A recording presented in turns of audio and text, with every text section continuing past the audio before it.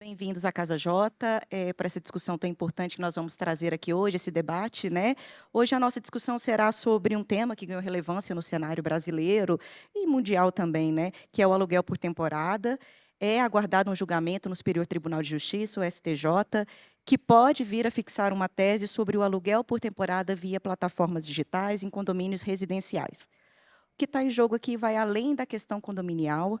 O tema envolve direito de propriedade, segurança jurídica, livre iniciativa, desenvolvimento do turismo e impacto econômico em todo o país. Para discutir esse conjunto de questões com diferentes perspectivas que nós estamos aqui hoje, e a Casa J é esse espaço de discussão. Muito obrigada pela presença de todos. Esse evento tem um patrocínio do Airbnb. E antes de começar a palavra, a gente vai passar a palavra aqui para a Carla Comarella, que é a Rede de Políticas Públicas do Airbnb. Obrigada, viu, pela Obrigada, Flá. participação. Obrigada, Flávia, obrigada ao Jota e todos que estão aqui presentes hoje para a gente fazer esse debate. É bem significativo a gente poder fazer esse debate aqui em Brasília, um lugar em que a gente vê muitas discussões regulatórias e jurídicas acontecendo, é o lugar em que se definem políticas públicas, e é um dos lugares em que a gente vê a atividade do Airbnb crescendo significativamente também.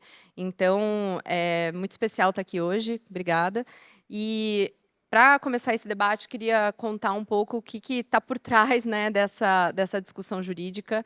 Afinal de contas, a atividade do Airbnb ela é feita principalmente por anfitriões que dependem dessa atividade para gerar renda, pagar suas contas. E vem, né, no Airbnb essa possibilidade de criar esses ganhos e poder, inclusive, complementarmente movimentar a economia. Então, é sempre bom pôr um rosto, né, nessas discussões que a gente está colocando aqui. E esse rosto, né, dos anfitriões, inclusive, é muito relevante para a gente, e é o que a gente faz sempre nos debates que a gente tem com o poder público, trazer essa perspectiva do impacto para essas pessoas que dependem tanto dessa atividade, né? Hoje, principalmente aqui em Brasília, a gente fez uma pesquisa interna que mostra que 80% dos anfitriões falam que o Airbnb não é a sua atividade principal, ou seja, trabalham em outras coisas e usam o Airbnb para complementar a sua renda. Então, e mais da metade dessas pessoas usa os ganhos do Airbnb para pagar suas contas que cresceram nos últimos tempos e que fazem com que eles possam se manter nas suas próprias casas. Então, qualquer discussão que mude esse modelo de negócio tem um impacto direto e significativo em pessoas que dependem dessa renda para continuarem morando onde estão, né? E não só esses anfitriões, eles veem um impacto direto no seu dia a dia, nos seus ganhos, na sua renda, como também eles são responsáveis pelo impacto na cidade como um todo, né? Porque, afinal de contas, a partir do momento que um anfitrião recebe um hóspede na casa dele, ele vai, primeiro, fazer uma contratação de serviços para poder deixar aquele espaço agradável, todo pronto para receber aquele hóspede. Então, ele contrata a limpeza, ele vai contratar, às vezes, um fotógrafo para fazer, né, as fotos desse espaço, vai fazer compras para colocar naquele apartamento. Então, há uma economia, né, circular em relação a essa atividade que também acontece em cadeia, né? E não só isso, né? Quando o hóspede vem, ele se hospeda no Airbnb, mas o Airbnb tem essa característica de poder fazer com que as pessoas vivam a cidade e, principalmente, vivam o bairro onde esse hóspede está ficando, né? Então, ele vai no café ali, tomar o café da manhã, depois ele quer conhecer um restaurante, ele vai pegar um carro de aplicativo, um táxi, ele vai deixar esse investimento na cidade para fazer com que a economia da cidade gire de uma maneira geral. E aqui em Brasília, a gente está com dados fresquinhos, super novos, para falar sobre o impacto econômico da nossa atividade aqui em Brasília. Então, e para eu não perder os dados aqui, eu vou pegar certinho, mas a gente viu que mais de 1,6 bilhão de reais foi movimentado na economia de Brasília a partir da atividade de locação por temporada. E mais de 10 mil postos de trabalho foram sustentados, que justamente são esses postos de trabalho que são acionados a partir da necessidade que esses anfitriões têm para gerir os seus espaços, né? E como também é importante não só para o país, mas para as cidades de uma maneira geral, teve 139 milhões de tributos gerados também através dessa atividade. Então, é uma ação em cadeia que, de verdade, começa a partir do momento em que um hóspede decide fazer uma viagem, se hospedar naquele lugar, e a pessoa que vai receber esse hóspede tem que preparar todo esse espaço para receber e fazer com que ele, né, esteja adequado. Hoje a gente vê que o Airbnb também está muito ligado à discussão de turismo, porque a gente, né, ajuda a absorver esse adicional turístico que chega nas cidades através dos grandes eventos. A gente vê que a complementariedade, principalmente com a rede hoteleira, é essencial para poder que as cidades possam crescer o seu potencial turístico. Mas a gente vê um comportamento também muito relevante, que é de mais de 40% dos hóspedes hoje buscam no Airbnb um uso que não é turístico. Então, pessoas que buscam Airbnb para fazer um tratamento de saúde em alguma cidade, ou que estão precisando de um espaço porque estão reformando a sua casa, ou porque precisam de um espaço maior porque vai receber gente em casa.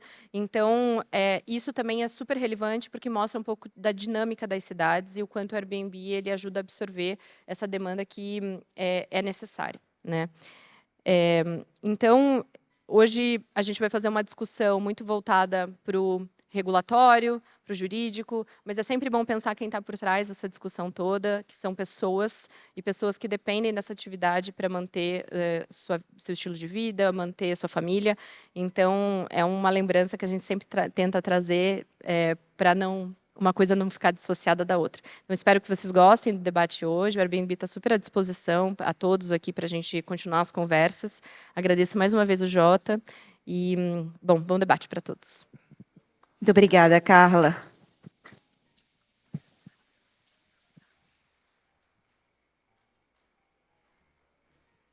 Então, vamos iniciar aqui o evento, né?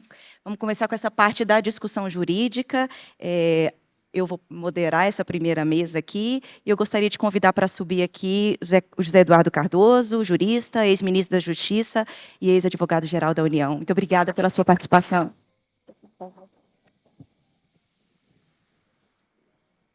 Para compor a mesa também, chamo a Alice Voronoff, advogada e procuradora do Rio de Janeiro.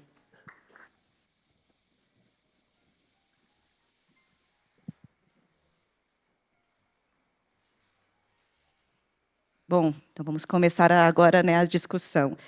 Como a gente já tinha falado, o STJ determinou ali a suspensão dos processos sobre aluguel por temporada via plataformas digitais em condomínios residenciais. Ele poderá fixar uma tese, foi agora em junho, né, vinculante sobre o tema, foi afetado em junho. Então, nessa conversa, a gente vai contextualizar um pouco o que isso representa, né? Doutor José, a decisão do STJ é um momento importante para a segurança jurídica do setor. Como que o senhor avalia o estágio atual desse debate no judiciário e o que se pode esperar em relação à tese sobre esse tema?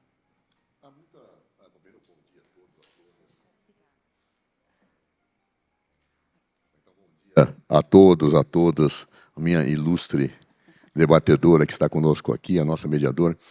Eu queria contextualizar um pouco essa discussão, né? Nós vivemos um tempo de grandes mudanças muito velozes.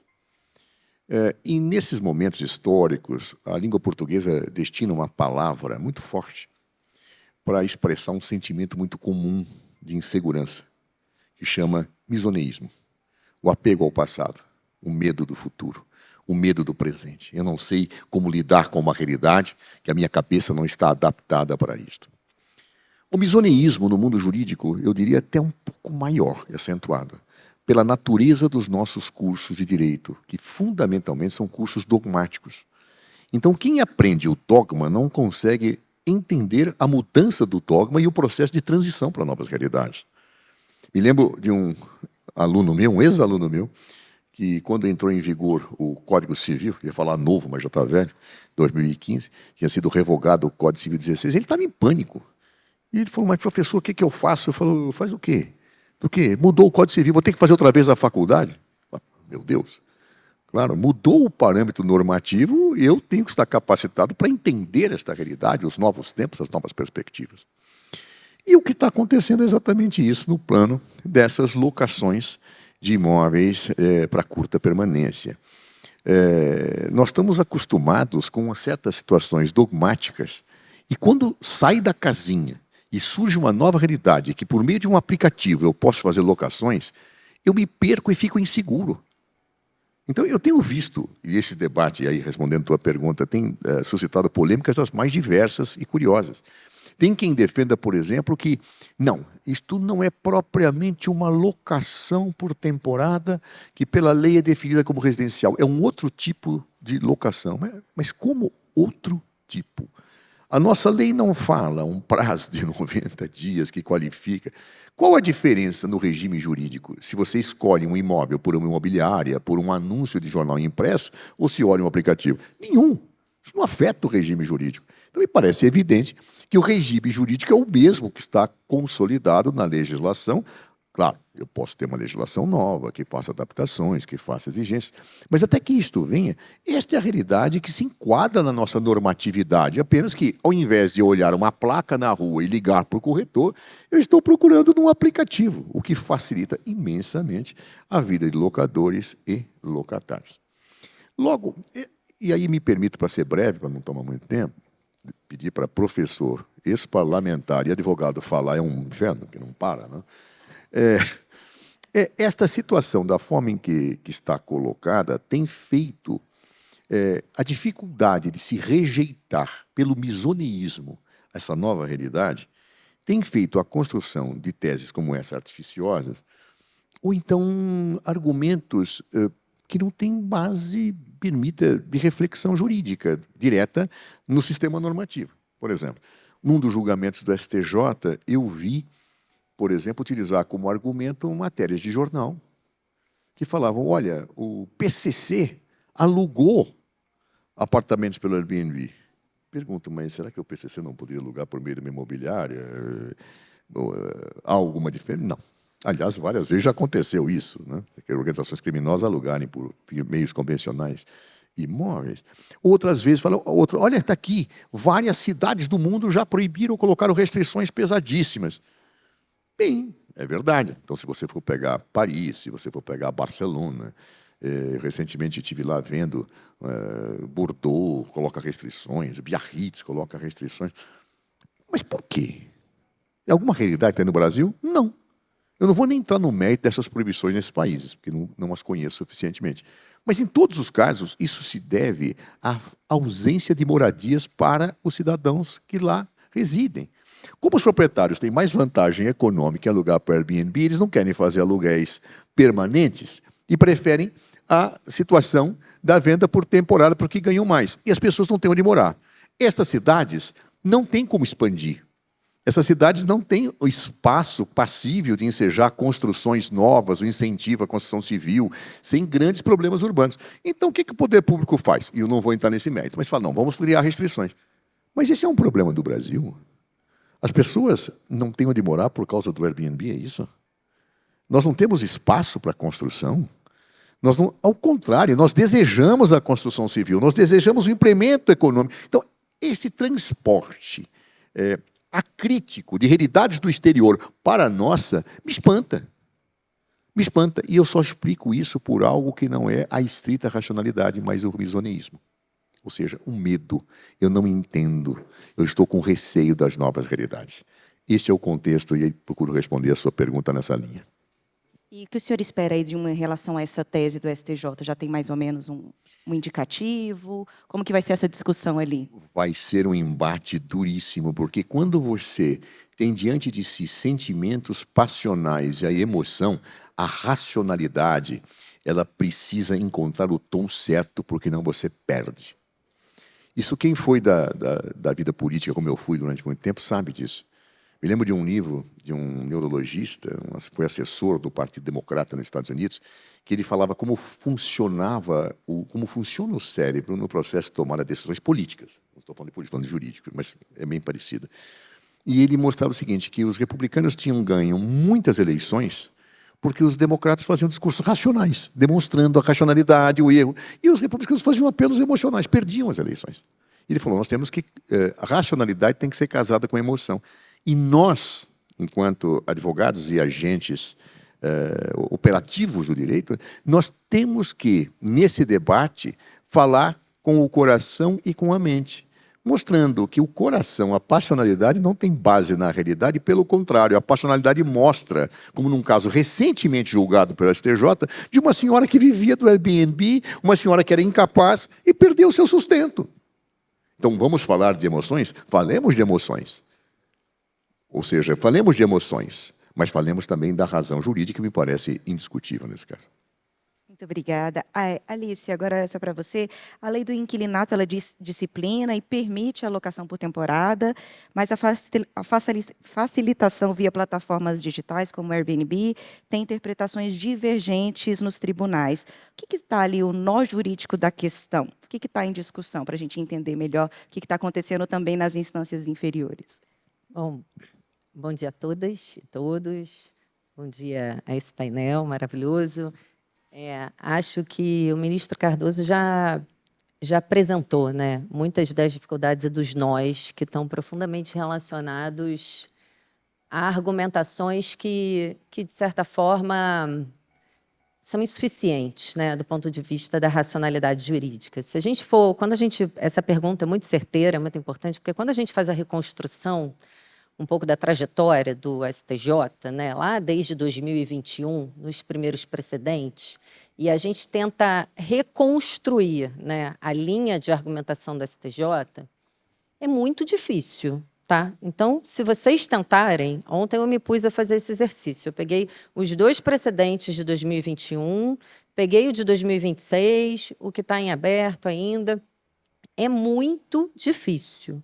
É uma argumentação que vai e volta, que vai do conceitual para argumentações que são passionais, ou são argumentações que olham para o caso concreto, que se contradizem. Então, os nós, eles estão permeados nessa argumentação. Se eu pudesse destacar alguns, me parece que o primeiro deles, na linha do que já falou o ministro, é partir de uma premissa que, em grande medida, é conceitual e normativa.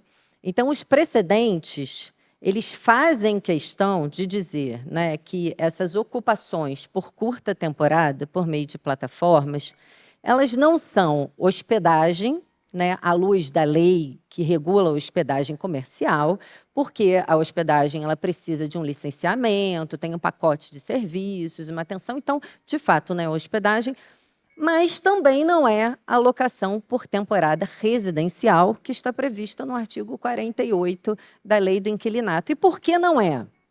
Aí começa um problema. Não é porque a locação por temporada pressupõe que você tenha um anexo na contratação com os bens que integram aquele imóvel. Essa é um pouco da resposta. Não é suficiente. Em alguns momentos, o STJ desenvolve um argumento que diz que a locação residencial pressupõe habitualidade e permanência, e que isso não estaria presente nessas disponibilizações por curto prazo.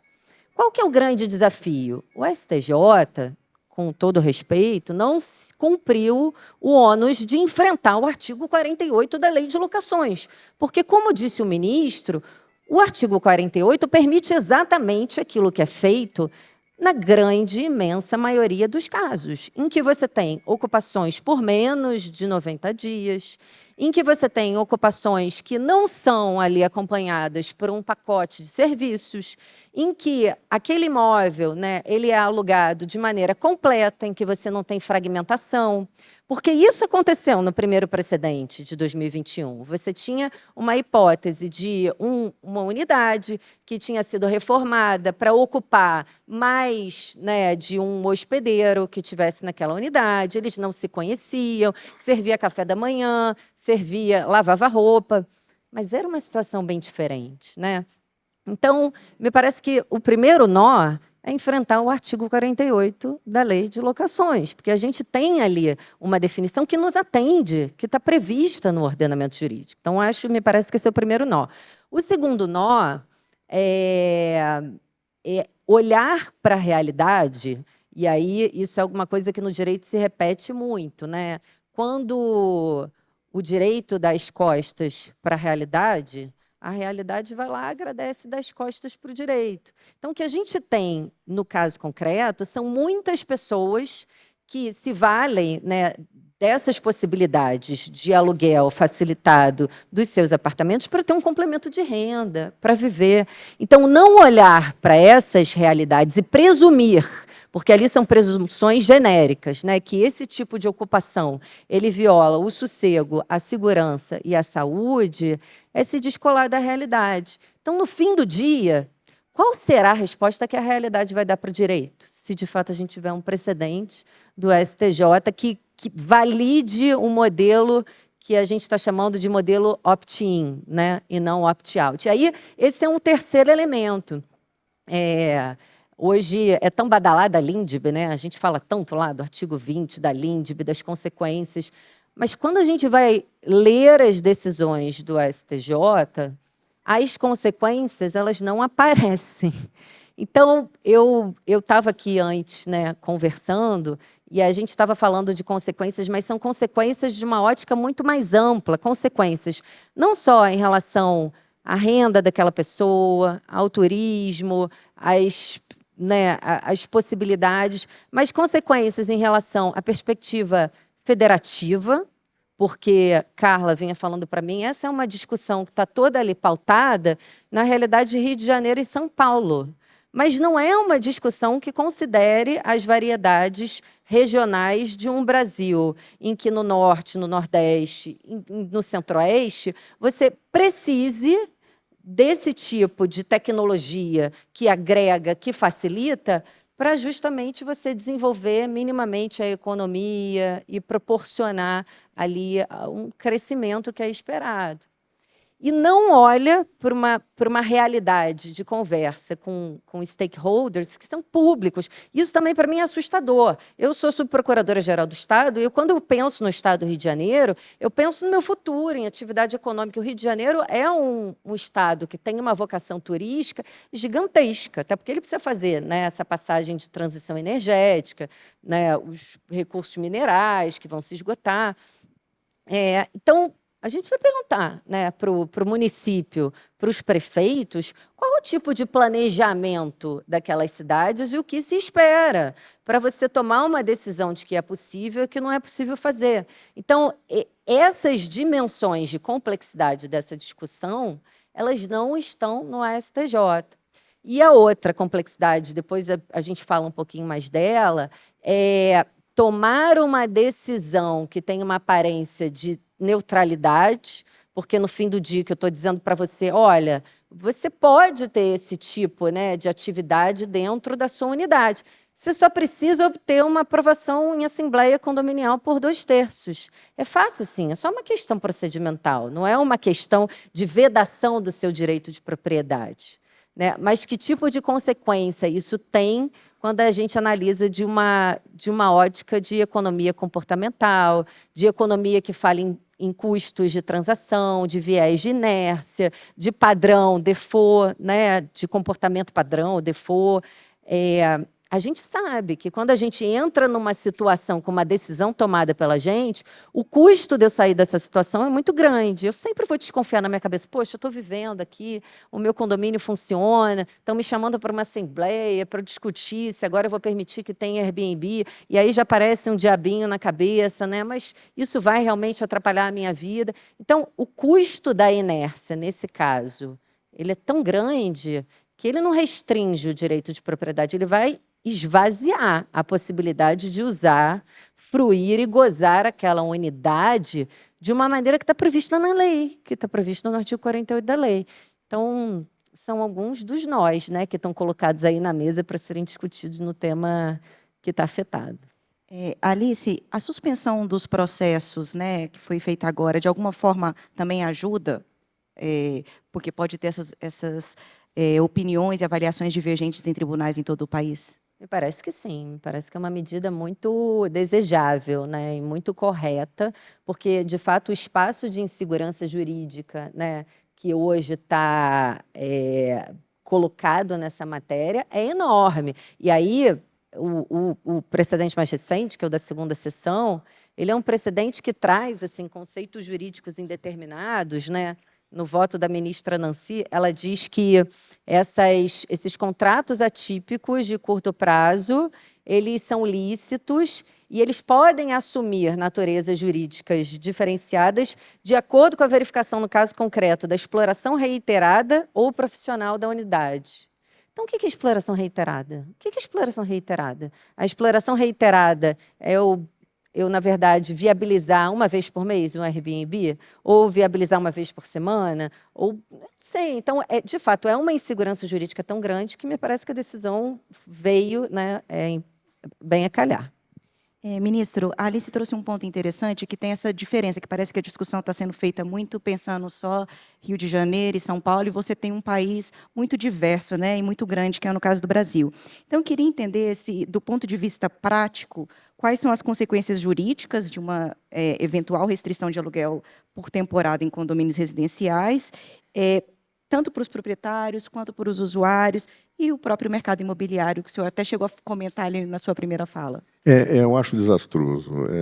Primeiro, porque as decisões têm sido dadas com base numa base argumentativa, que, como bem disse a doutora, ela não me permite entender a consequência.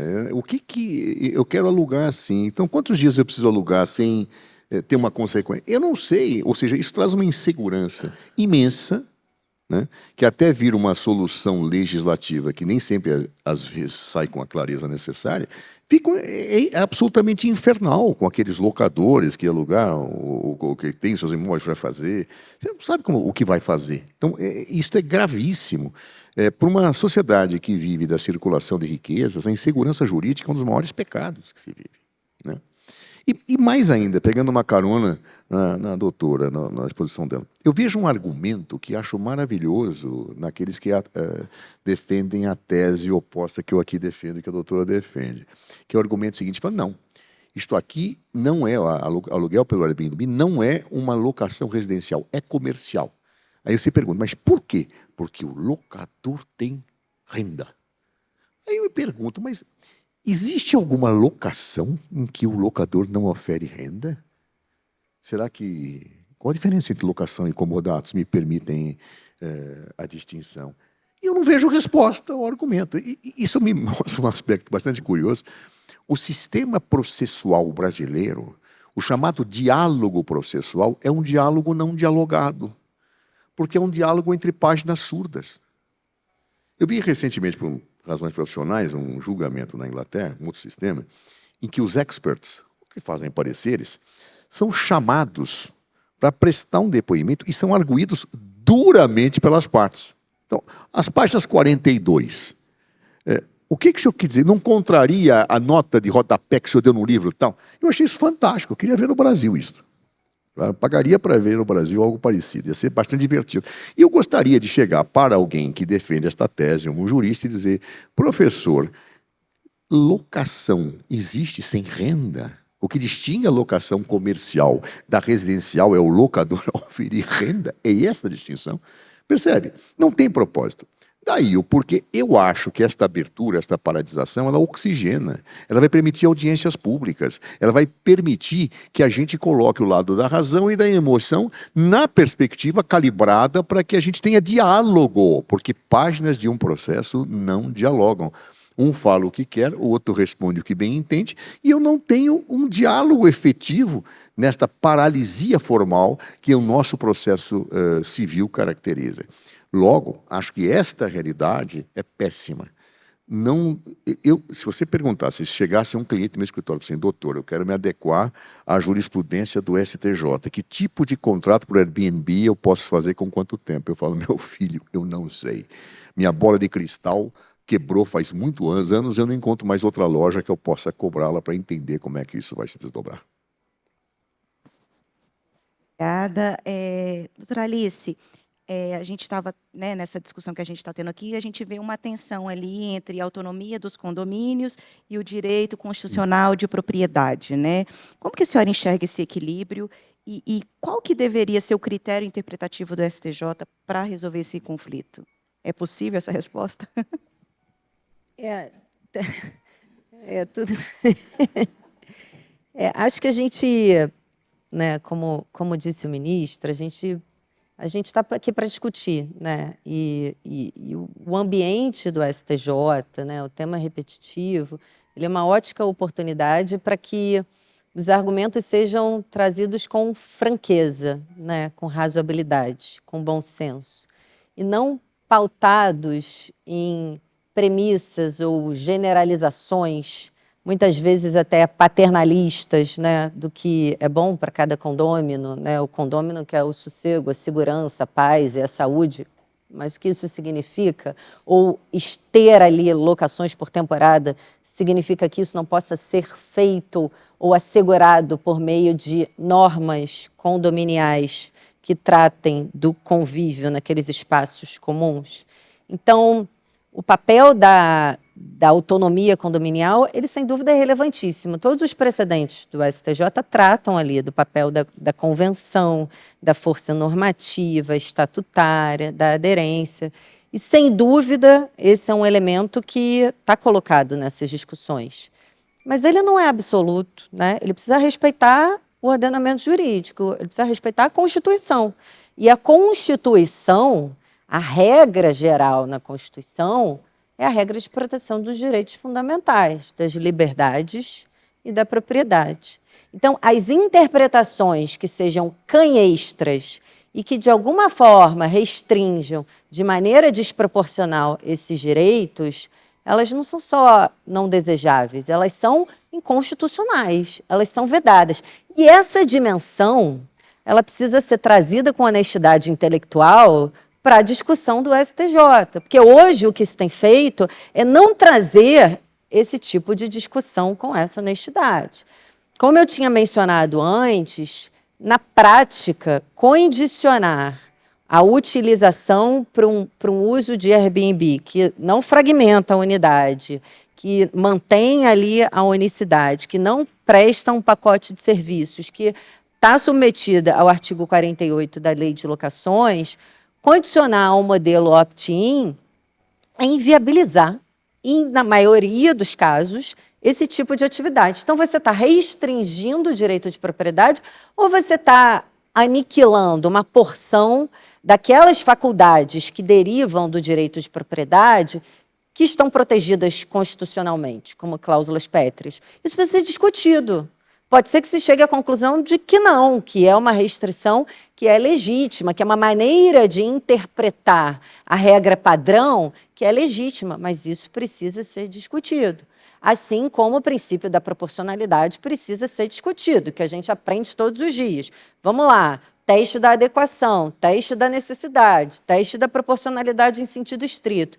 Então, será que uma organização, né, condominial, que tem uma série de regras, ela não é uma medida mais adequada, ela não é uma medida que atende ao requisito da necessidade, sem restringir de maneira inconstitucional o direito de propriedade para gerar aquele resultado? Eu preciso presumir que um sistema de aluguéis, né, que seja por meio de plataformas e de curto prazo, ele é inconstitucional ou esse tipo de providência ele pode ser tomado aí sim, porque se você tem reiteradas infrações que mobilizam, que despertam ali, que acabam prejudicando o sossego, você tem um incentivo para que os condôminos se reúnam, decidam e cheguem à maioria qualificada de 2/3 para mudar a regra. Só que o oposto não tem. O oposto não tem, porque a gente, de novo, aqui está trabalhando com viés de inércia, comportamento padrão e custo de transação. Então, me parece que essa discussão ela precisa ser referenciada, em maior medida, à Constituição, aos direitos que estão previstos, às cláusulas padrão, que essas sim estão previstas na Constituição, de liberdade e propriedade, e fazer uma discussão séria sobre esses direitos. Obrigada, ministra. Agora eu quero jogar essa bola para o senhor, dessa questão da tensão ali, dessa autonomia do condomínio e do direito de propriedade. Qual é a visão do senhor sobre isso? Veja, nós estamos num modelo de Estado que é o Estado social. Embora a Constituição do Brasil não fale em Estado social, fale em Estado democrático de direito, o seu perfil é do Estado social. Um Estado que tem a característica de não ter a propriedade privada absolutizada, mas condicionada ao princípio da função social da propriedade. Claro? Então, é neste parâmetro que eu tenho que entender. A autonomia condominial, ela tem que ser entendida neste contexto, ou seja, o proprietário de uma unidade em um condomínio, o conjunto condominial, ele tem o direito de usar, gozar, fruir, alienar os seus bens, que é característica de propriedade, mas sempre condicionada à função social da propriedade. E aí, nesta linha, o direito infraconstitucional, a legislação infraconstitucional dá o balizamento, em conjunto com a Constituição, dos valores que devem permear esta expressão do direito de propriedade. Claro, é uma autonomia dentro de limites, certo? Bem, me parece absolutamente razoável, sempre me pareceu, que eu possa dar esta autonomia para os condomínios dizerem sim ou não às atividades que entendem adequadas, respeitada a legislação e os valores sociais. Claro? Então, por exemplo, eu não posso ter uma postura num condomínio racista, dizendo, aqui não entram pessoas desta raça. Espera aí, não dá. Isso eu não posso fazer. Minha autonomia não vai a este limite, porque eu firo a dimensão axiológica do sistema jurídico normativo. Claro? No caso do Airbnb ou dessas plataformas de locação, eu tenho que entender, pela legislação brasileira, que não existe nenhuma ofensa a priori de eu fazer locações por temporada. Senão, a locação por temporada prevista na lei de locação seria inconstitucional. Então, perfeito, não fere nenhum interesse público esta possibilidade. Claro. Uma vez posto isto, eu posso ter um certo limite e restrições colocadas pelo condomínio? Sim, o condomínio pode fazer, olha, para ocupar o imóvel tem que ter tal condição, tal característica. Ok, o condomínio decide, ele tem esta autonomia, desde que não contraria interesse público. Então, ele posso colocar, ou a pessoa tem que mostrar um atestado de cor de pele? Não, não pode, porque o direito de propriedade não pode ser absolutizado desta forma. Mas eu posso exigir certas questões que são pertinentes, não posso exigir. O que me parece estranho é eu inverter a lógica sem normatividade infraconstitucional do ponto de vista de dizer, olha, eu tenho que permitir alguma coisa ao proprietário se não considero proibido. Que é, no fundo, a lógica em que daqueles que dizem, não, olha, está proibido, viu, locação por temporada, a menos que 2/3 do condomínio. Mas de onde se extrai isso?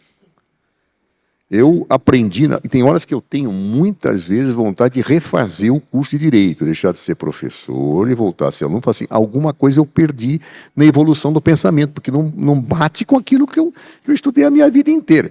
Eu aprendi que o princípio da legalidade tem uma aplicação diferente no direito privado daquela que tem no direito público, né? O que não é proibido no direito privado é permitido. Até Hans Kelsen fala na norma geral, exclusiva, que é exatamente isso. No direito público é diferente.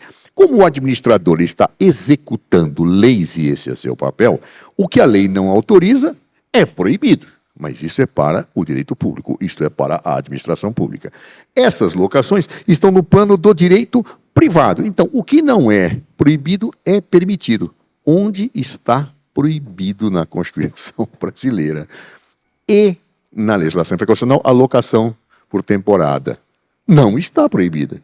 Não existe uma regra que fala assim, está proibido até que alguém permita. Logo, na medida em que a lei de locações prevê a locação por temporada, isso está permitido. Podendo o condomínio, aí vai cair a discussão, podendo proibir ou não. Eu acho até que pode proibir pela maioria respectiva. Acho eu isso, sempre achei.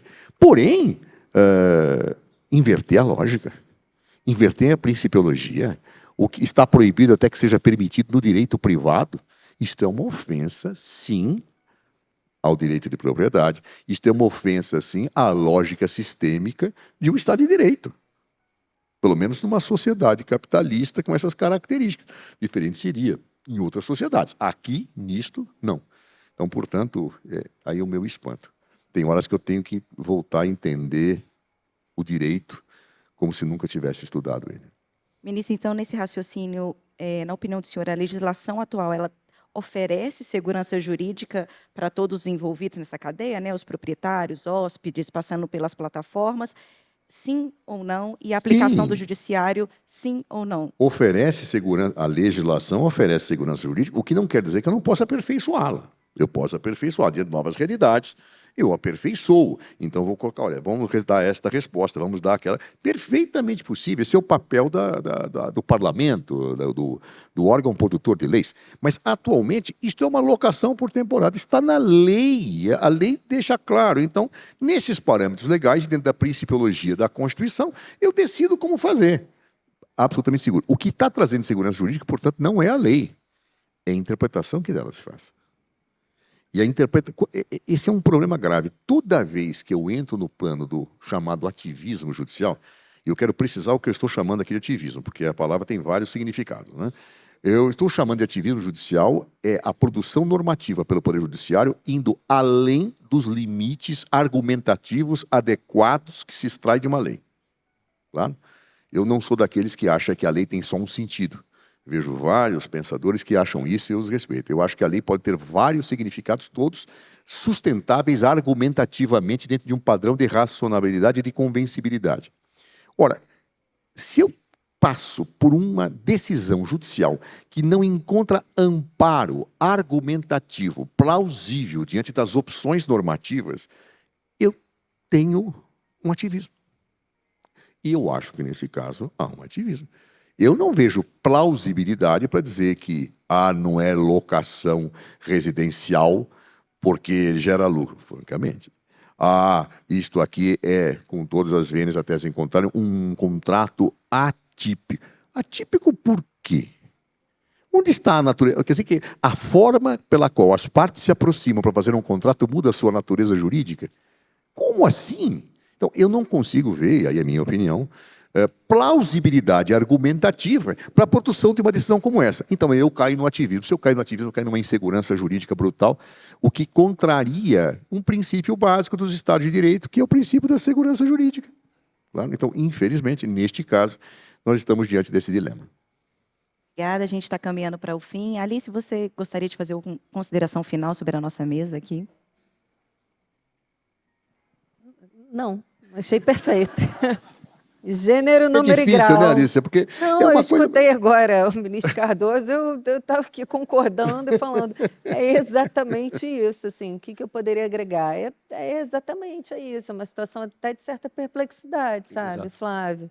A gente enxergar tudo que a gente aprende, né, tem uma previsão expressa no ordenamento jurídico sobre a possibilidade. E aí, partir para construções que são artificiais, que trazem elementos de enorme insegurança jurídica, porque a cada precedente, né, o tribunal vai trazendo elementos porque ele pensa do caso concreto e vai falando, olha, isso desnatura. E aí, num determinado momento, ele entra numa realidade, né, que está fora do âmbito da lei para dizer que aquilo que, no caso concreto, poderia ser um eventual realmente abuso, uma utilização abusiva, e aí sim um desvirtuamento da finalidade residencial, vira meio que uma regra acoplada a um modelo de utilização que está previsto na lei. E aí, num determinado momento, a gente parece que saiu do direito para discutir, porque é difícil até ter argumentos racionais. A senhora né? acha que pode também ter um pouco da influência internacional e você para de olhar o seu próprio ordenamento brasileiro, no caso? Acho que tem influência de tudo, né, Flávia? Assim, essa discussão chega, a tecnologia, que é disruptiva, né, é trazida, e hoje, com a globalização, não tem como a gente não olhar para o mundo inteiro e trazer o que está sendo vivido lá, o que está sendo discutido lá. E eu acho até bom, tá, que isso seja trazido e que a gente discuta mais, porque a gente não precisa inventar roda. A gente pode trazer, né, elementos e argumentos discutidos. Então, é isso, acho que a oportunidade do tema repetitivo é muito boa, né? Para nós todos, juristas, para o Airbnb, para o Jota, para que todos possamos contribuir nessa discussão, que acho que tem bastante coisa para ser enfrentada. Muito obrigada. Obrigada, ministro. O senhor tem alguma consideração final também? A consideração final me lembrava agora, ouvindo a minha querida colega, outro dia, faz tempo, eu participei de um julgamento que me deixou bastante, embora eu tenha ganho, foi favorável a mim o voto, mas eu fiquei perplexo, em que o julgador disse, olha, eu tinha uma tese contrária, mas eu mudei minha opinião, porque eu estava vendo a novela tal, e o personagem tal fez isto, o que obviamente me... Eu falei, não, não é possível. Eu estudei hermenêutica, né? O Maximiliano, Ferrara, os métodos interpretativos, sistemática, gramatical. Agora, o método interpretativo novelístico eu não conhecia na história da construção exegética brasileira, né? Então, a cada dia eu não cesso, não perco a oportunidade de me surpreender com a vida. A vida me surpreende, né?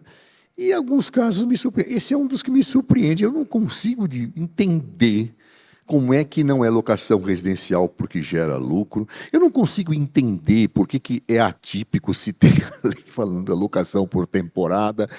No fundo, é aquela assim, eu não quero, não gosto.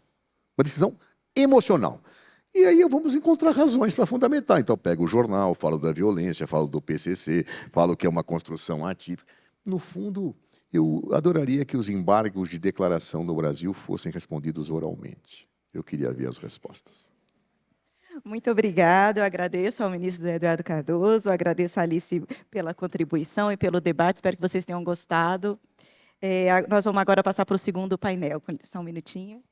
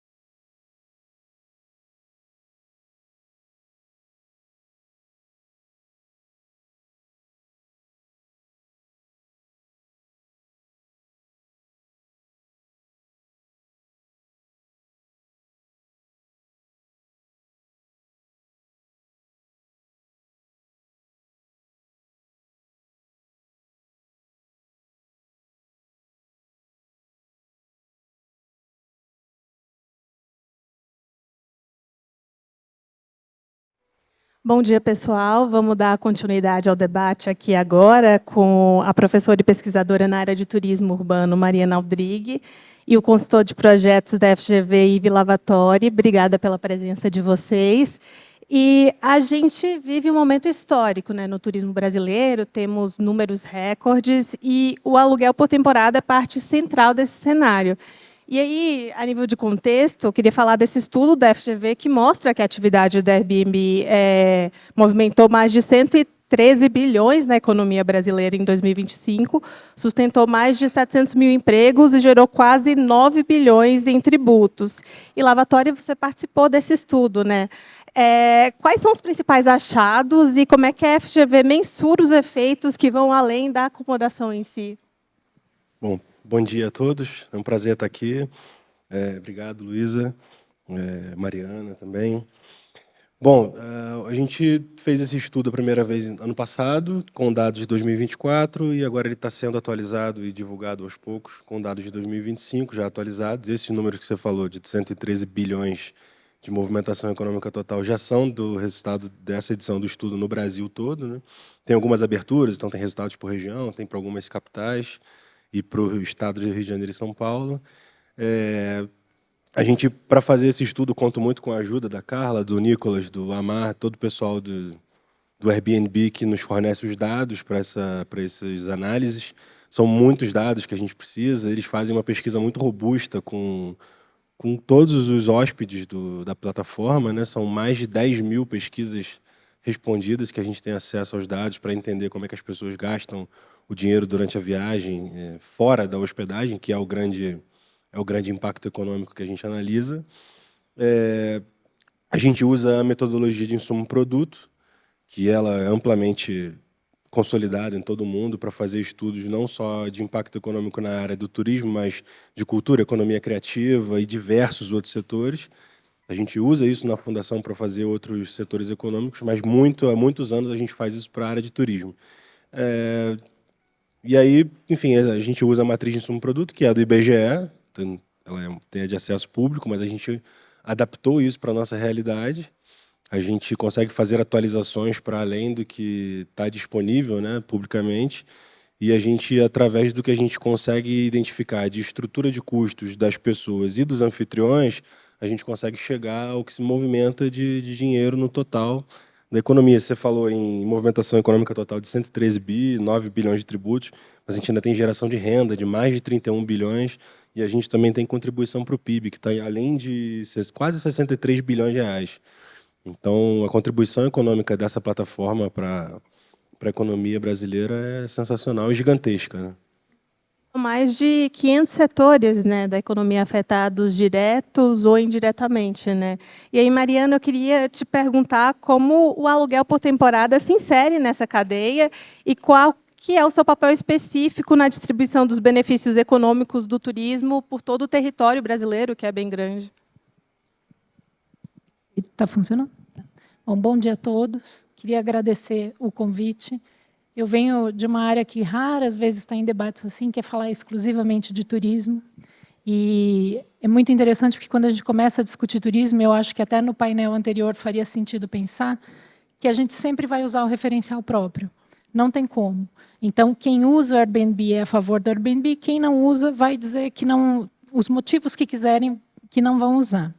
Mas respondendo primeiro objetivamente a sua pergunta, desde 2018 eu faço essa pesquisa apontando 571 setores da economia ativados, porque quando a gente olha para o que o IBGE analisa, não existe uma linha turismo.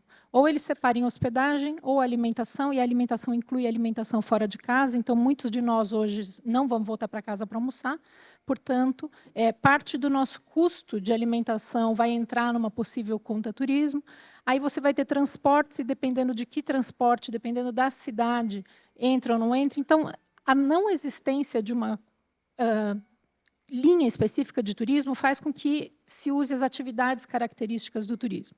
E as atividades características do turismo vêm de modelos metodológicos europeus que não dão conta do turismo no Brasil. Então, o que eu fiz foi um exercício assim, deixa eu ver onde o dinheiro vai parar. E aí, desde 2018, a gente vai medindo e verificando que, a depender da vocação da cidade, mais ou menos atividades vão estar afetadas. Claro que, como dito no painel anterior, a gente fica sempre com os exemplos maiores, Rio e São Paulo, e a impressão que se tem é que, quando alguém está num apartamento alugado, ele deixa de colocar o dinheiro no turismo, e não é verdade. Porque, basicamente, se você pensar no seu processo de montar a viagem, não sei se para vocês funciona assim, vamos ver se combina, né? Mas a viagem de férias, tá? Não é viagem paga pelo trabalho. Você vai primeiro escolher o preço da passagem aérea. Se a passagem aérea couber no orçamento, aí você vai direto para a hospedagem. Hospedagem, em geral, é aspiracional, ou seja, você quer ficar perto de um lugar bonito ou perto do que é conveniente para você. Você vai adaptar o que sobra do seu orçamento para o que você tinha vontade de fazer. Então, esse é um ano muito forte de eventos, shows, festas. Então, tem muita gente comprando primeiro o ingresso, depois a passagem aérea, depois a hospedagem. E aí a gente vai ver que a estrutura de hospedagem no Brasil pré-Airbnb era uma estrutura quase que impagável. Ela é muito cara e muito antiga. Quando a plataforma passa a atuar no Brasil, parece que é uma coisa nova, mas, de novo, pausa. Desculpa eu falar muito, gente, é só porque a pessoa é professora, mas volta nas suas primeiras experiências de viagem e pensa, a gente sempre viajou para aluguel de temporada, só não tinha uma plataforma por trás. Era classificado, era indicação de amigo, era tagzinho no restaurante. E aí, quando isso fica super acessível, um grupo que estava impedido de viajar passa a viajar. E aí eu queria, se os meus colegas advogados ainda estiverem aqui, eu queria deixar um argumento emocional.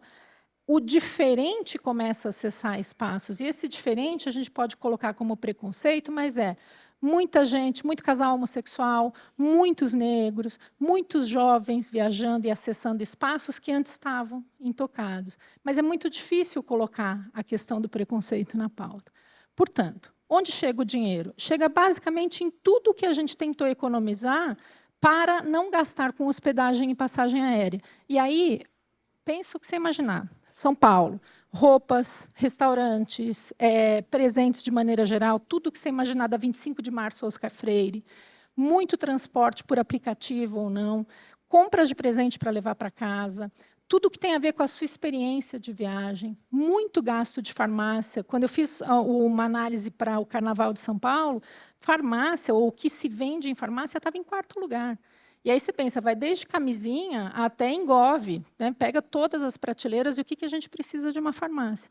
Então, são muitas atividades que a gente nem percebe que o dinheiro do turismo está aquecendo, mas ele vai se espalhando.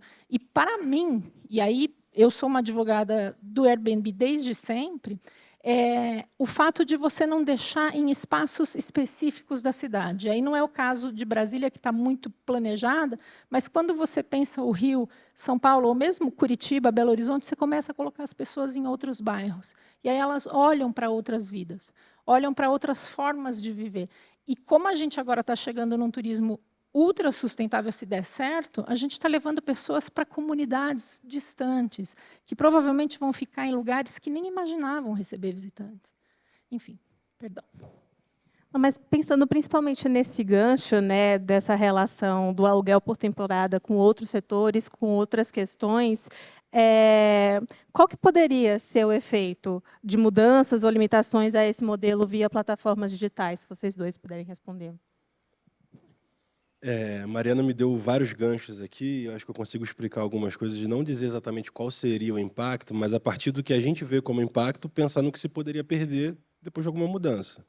Então, e eu consigo trazer aqui muito do que a Mariana falou. Eu acabei de vir de uma viagem, na semana passada eu estava de férias, e estive em Juiz de Fora, em Minas Gerais. Eu sou do Rio de Janeiro.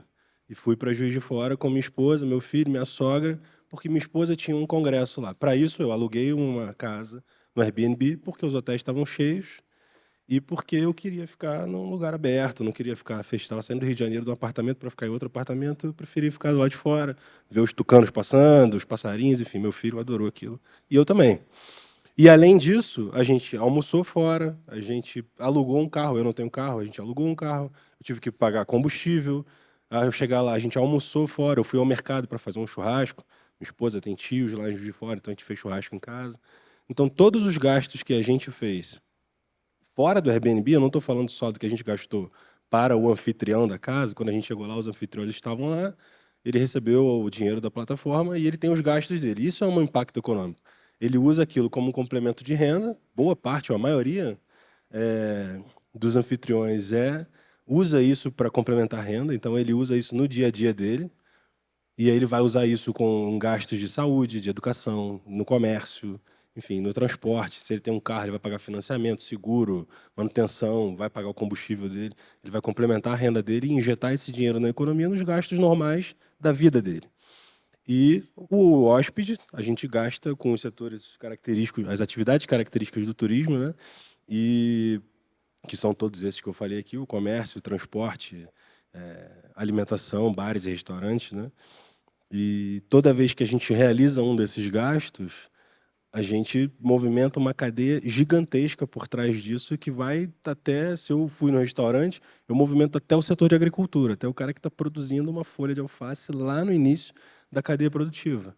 Então, você imagina o tamanho dessa cadeia e quantas atividades, muito além de só as características do turismo, que a gente consegue pensar como óbvias, né? Quando você vai para o turismo em Copacabana, ou qualquer outro lugar, os fornecedores deles e os fornecedores dos fornecedores estão muito longe dali. Quando eu pego um táxi, esse cara ele paga combustível, que está lá na refinaria do petróleo, né? Vai muito longe do que a gente pode pensar. Então, quando você me pergunta o que pode ser impactado, ou qual seria o impacto de alguma mudança no sistema para a plataforma, a gente imaginar o tamanho desse impacto de 113 bi, em que 85% desse impacto é gerado pelos gastos dos hóspedes, só 15% é pelos anfitriões, e mesmo assim isso é muito importante também, obviamente. O que se pode perder é uma cadeia produtiva gigantesca que gera emprego, gera renda, gera tributo. É bastante coisa, é muito significativo. Acho que o melhor exemplo, pautado no painel anterior sobre insegurança jurídica, todo mundo queria mais companhias aéreas no Brasil, não queriam? E um dos grandes argumentos da gente não ter mais companhias aéreas é a insegurança jurídica. É muito caro e muito difícil para novas companhias operarem no Brasil e muito arriscado, né? Diz, eu não tenho os elementos em mãos, mas diz que 85% das questões de judicialização das passagens aéreas do mundo acontecem aqui. Imagina se a gente tira toda a oferta do Airbnb, o que vai acontecer, do Airbnb e outros, né? Porque daí a gente não está falando de uma empresa, a gente está falando das demais também. A gente vai ter imediatamente um aumento do custo das reservas de hotel, a gente vai ter uma superconcentração onde há essa oferta, provavelmente isso vai impedir a renovação da hotelaria, então a gente vai imediatamente levar a um decaimento dessa oferta, e também, possivelmente, a constituição de polos específicos destruídos já de turismo. Então, você não vai ter essa possibilidade de ir aprendendo com o fluxo, que para mim é o grande mérito do Airbnb, ou seja, você vai para um destino novo, não precisa construir um hotel com 60 apartamentos. Você pode treinar 4, 5, 10 anfitriões, verificar se aquilo funciona, fazer o projeto junto com a prefeitura e verificar se há condições de expandir a atividade, de que forma ela vai ser controlada, e aí sim pensar em atrair investimentos. Volto numa fala que foi colocada. O turismo brasileiro não é São Paulo e Rio. Os números que a gente tem é de São Paulo e Rio. Só que a gente está obcecado pelos dados do turismo internacional. O nosso turismo é 95% doméstico, feito de carro e ônibus, por dentro do Brasil inteiro. Perder isso, me parece que é, de novo, elitizar o turismo, tirar de muita gente a possibilidade de fruir o seu pouco tempo livre. Então, acho que vale colocar só uma segunda linha também, que é, eu sou uma professora de graduação, eu estou com alunos entre 18 e 22 anos, e eles têm certeza absoluta que eles não conseguirão comprar carro ou casa. É uma certeza, de universidade pública. Então, o investimento da vida deles é viagem. O consumo aspiracional é viagem, de modo que muito mais gente viaja. E esse é um ano legal para esse estudo, porque a gente tem muito feriado. Então, as pessoas estão repetindo algumas viagens, estão escolhendo viagens com mais características pessoais, e a gente dificilmente vai ver, por parte de instâncias públicas, qual foi o impacto disso, de como as pessoas se deslocaram, por onde elas foram. Mas eu reputo que a consequência que todos nós vamos ver imediatamente é isso. Vai aumentar demais o preço das viagens, vai ficar tudo muito caro, e muito caro mesmo, assim, de dobro para triplo de preço, porque a demanda vai ficar ultra concentrada. E só um detalhe, desculpa, Luísa, que Mariana estava falando que isso burocratiza, né, porque inclui muita gente que não podia participar antes do turismo, e muitos destinos também, né? Você viabiliza destino que às vezes não tinha oferta hoteleira, e o contrário também é válido, ou seja, se você pode inviabilizar destinos uma vez que você tira essa oferta extra que você tem de possibilidade de hospedagem, né? Eu acho que vale destrinchar um ponto que está bem presente na fala de vocês, que é esse acesso a lugares diferentes, e essa é uma característica que distingue esse ciclo de turismo de 2026 dos ciclos anteriores, que é justamente as pessoas chegarem a destinos que historicamente ficaram fora, né, do circuito convencional. Qual que é o papel das plataformas digitais nessa interiorização do turismo, não só pensando em bairros que não são tão populares, mas em destinos, cidades mais do interior do país? Eu estava ontem conversando com os editores principais daquele site Viagem na Viagem, que é uma das plataformas mais acessadas para dicas de viagem, né? E ele estava comentando como hoje a busca desesperada pelo diferente, pelo segredinho, pelo que ninguém viu, vai fazendo com que essa expansão aconteça. Então, é claro, você vem a Brasília, você vai tirar foto do que é instagramável e reconhecido, mas você vai fazer uma busca rápida no TikTok para entender, tem alguma coisa nova acontecendo? O que é que está hypado? Linguagem dos meus jovens, tá? O que é que está valendo a pena? Não, tá certo, eu sei que vocês entendem, mas o que é que está valendo a pena ou aonde você não deve ir? E assim, gente, é muito curioso, o cruzamento do que vem de plataforma com a realidade mostra novas geografias da distribuição das pessoas e, portanto, da distribuição do dinheiro. Gostei da palavra que o José Eduardo usou, é bisonismo, foi isso que ele falou, né?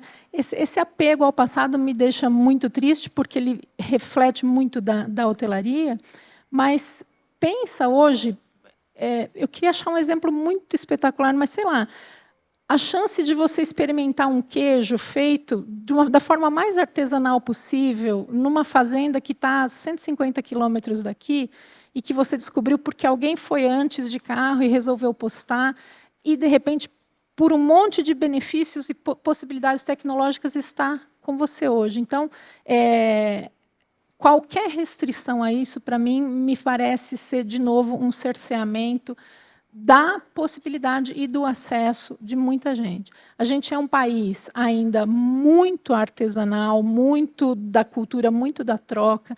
Eu estou me aproximando muito de algumas pesquisas sobre o que é autêntico no Brasil mesmo. E, assim, para quem foi para o São João agora, em qualquer festa, no Nordeste principalmente, assim, a quantidade de pequenos produtores que vieram de longe para vender o que tinham é por conta de plataformas, alguma. Não necessariamente a que a gente está discutindo aqui, mas, de alguma forma, as pessoas se conectaram, se fizeram saber. Vocês lembram do Morango do Amor, gente? O Morango do Amor foi alguém que comeu o Morango do Amor no Nordeste, mas chegou em Goiânia e fez a receita e explodiu no mundo. Pelo Instagram. A alucinação que foi aquilo é plataforma também. Então, eu acho que não tem como reverter e é absolutamente necessário que a gente tenha ainda mais. Queria voltar para os dados, Lavatori, porque eu queria saber a sua avaliação sobre o que eles indicam a respeito dos perfis diferentes de cidade, de região, em relação ao aluguel por temporada. Porque hoje as grandes cidades elas concentram a movimentação econômica desse tipo de movimentação, mas como é que isso tem mudado nos últimos anos? O que a gente tem de material, talvez, para falar sobre isso?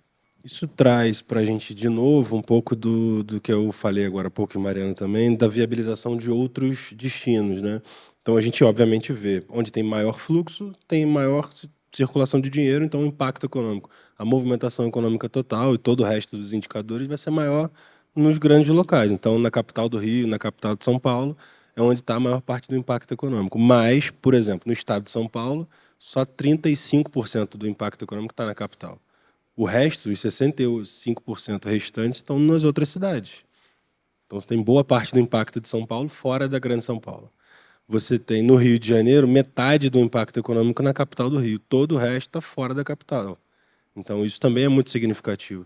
Outro indicador que eu achei muito interessante no resultado desse ano, não sei se a gente já divulgou todos os números, só não queria dar algum spoiler errado aqui, mas a região norte, ela cresceu muito a participação dela no total da movimentação econômica nacional. Então, ela cresceu 30% do ano passado para esse ano. Ela passou, se a gente pensar em números absolutos, a participação dela era 1,2%, passou para 1,6%, parece pouco, mas é um crescimento de 30% na participação da região norte. Isso é muito, muito importante. E não é só COP30, né? Foi espalhado. Não. Exatamente. A região sul também teve crescimento expressivo, então é importante ver que o Sudeste concentra ainda mais da metade do resultado, mas perdeu participação no resultado total. Perdeu uns 2 pontos percentuais de um ano para o outro. Então, essa redução pequena para o Sudeste, ela é muito grande para as outras regiões, né? E aí, chegando ao final do nosso painel, eu queria ir além dessa questão dos impactos econômicos e voltar para os outros aspectos sociais, de desenvolvimento regional. O que é que isso muda nas cidades e como é que as cidades ganham com esse incremento? Eu acho que, do ponto de vista de turismo, e pensando todas as discussões que a gente está vendo agora, é conseguir aceitar que parte do resultado positivo do turismo, especialmente nesses últimos 3 anos, porque, de novo, a gente está vendo recorde em cima de recorde, sempre falando do internacional. Mas, quando o internacional se estabelece, ele vai empurrando o doméstico para outros destinos, porque ele deixa também a cidade mais cara. Então, o Rio está um pouco mais caro, São Paulo está um pouco mais caro, provavelmente Brasília está um pouco mais caro, mas o entorno não. E aí começam essas descobertas. O que eu sinto falta hoje não tem relação com o que a gente está discutindo aqui, mas é entender que, se você de fato está promovendo e quer mais turistas, a chegada desses turistas não é só simplesmente colocar eles onde eles estão, eles mudam a dinâmica da cidade. E, se eles gostarem, que é o que está acontecendo com o Brasil, a imagem vai convidando cada vez mais gente. Então, trazer essa discussão de planejar a cidade para mais gente, planejar até a possibilidade de expandir empregos, qualificar mais pessoas, verificar se está faltando espaço de estacionamento, se está faltando lugares ou que possam oferecer, por exemplo, delivery. Uma coisa que a gente vê muito no estado de São Paulo, acho que aqui também é comum, as cidades que têm muitas chácaras para alugar acabaram gerando um mercado de delivery de churrasco, bebida, internet, chaveiro, etc., que não existia. E aí o pessoal que trabalha isso nas cidades grandes próximas vai passar o fim de semana trabalhando para conseguir ganhar mais grana também, e cobram preços. E eu sei porque eu fui vítima de um chaveiro que me cobrou R$600 para abrir um carro que eu tranquei. Cerveja faz isso, gente. Então, perdão, acontece. Mas a sensação que eu tenho é isso. A gente vai celebrar os números sem necessariamente envolver a gestão pública em como isso poderia melhorar. E aí me falta fazer um gancho absolutamente relevante, que é: por que é que a gente está importando tão facilmente as informações que vêm de Barcelona, Veneza, Amsterdã? Porque se faz muito barulho e porque os meus colegas, eu incluindo, a gente é muito preguiçoso para pensar modelos nacionais. E o Brasil poderia e deverá ser um modelo dessa gestão diferenciada do turismo. Barcelona, Veneza, principalmente, são destinos turísticos consolidados há muitos anos. A gente nem consolidado é. E aí, quando você tem a possibilidade de viajar para esses lugares de forma mais barata, em grupo, a cidade fica lotada e o pessoal se incomoda, a gente não está nem perto disso. Mas, assim, a gente está a milênios de distância dessa situação. Essa importação é uma importação preguiçosa. E, para mim, e aqui eu assino com o meu CPF, é uma importação carregada de preconceito. Mas a gente precisa começar a ter coragem de dizer: o nosso modelo é um modelo de desenvolvimento muito mais racional, muito mais inclusivo do ponto de vista até da diversidade, e que precisava ser levado em conta nos planos, especialmente agora, ano de eleição, plano de governo que pudesse ter isso como qualificação, como forma de diversificar a economia, de aliar ela ao que é o carro-chefe econômico do lugar.